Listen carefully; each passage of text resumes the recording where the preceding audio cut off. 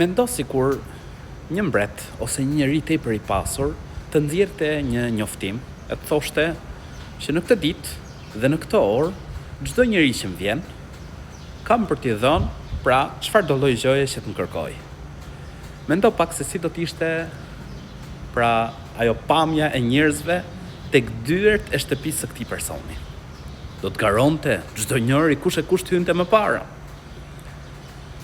Vlla dhe motër, mendo pak që ky mbret ose ky njeri i pasur, sado që të ketë, e ka të kufizuar. Nuk ka gjithçka. Ndërsa Zoti i gjithësisë, krijuesi i gjithësisë, ka çdo gjë në dorë. Ka gjithçka në dorë. Ajo është krijuesi i gjithçkaje. Allahu i lartësuar thot në Kur'an: Ud'uni astajib lakum. Lutmuni mua të përgjigjem ju.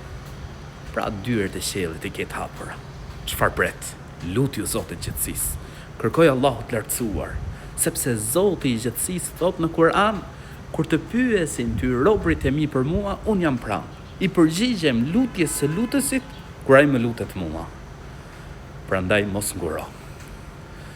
Merr abdes, fal namaz dhe lutë Allahun e lartësuar në seshte.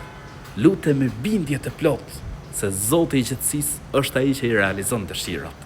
Allahu i lartësuar është ai që i përgjigjet lutjeve.